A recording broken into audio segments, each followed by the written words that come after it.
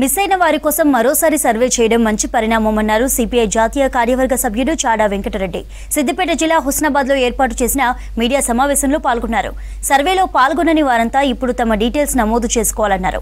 కులగణన సర్వే పూర్తయిన తర్వాత జనాభా ప్రాతిపదికన రిజర్వేషన్లు కల్పించాలని డిమాండ్ చేశారు.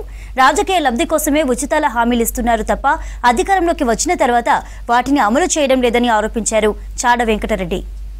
సుప్రీంకోర్టు ఏ సలహా ఇచ్చినా అవి పాటిస్తామని పత్రంలో కేంద్రంతో నరేంద్ర మోడీ చెప్పారు. నరేంద్ర మోడీ ఆయన ఇష్టాలపైనే పరిపాలన సాగిస్తామని. అందుకనే ఇవాళ పార్టీ ఫిరాయింపుల చట్టం అంతా కూడా దాన్ని పకడ్బందీగా చర్చించి ఏ పార్టీలు గెలిస్తే ఆ పార్టీలే కొనసాగాలి.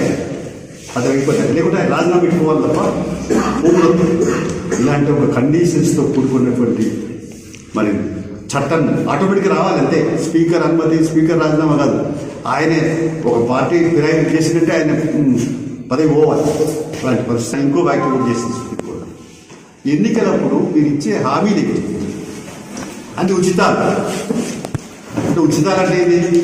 నీకు 4,000 రూపాయలు ఇస్తాను, లేకపోతే నీకు ఇల్లు కట్టిస్తా, రేషన్ ఇవ్వాలని ప్రభుత్వం నిర్ణయించింది. ఇవన్నీ ఏంటి అంటే ఆశల పల్లెకిలో ప్రజలు ఊరేగింపు చేసేటువంటి పరిస్థితి, దుస్థితి సాగుతుంది.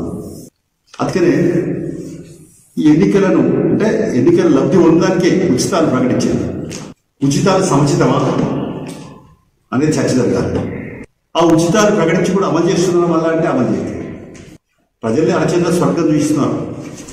ఓట్లు వేయించుకున్న తర్వాత ప్రజలెవరు వాళ్ళెవరు అనే కాడికి వచ్చింది.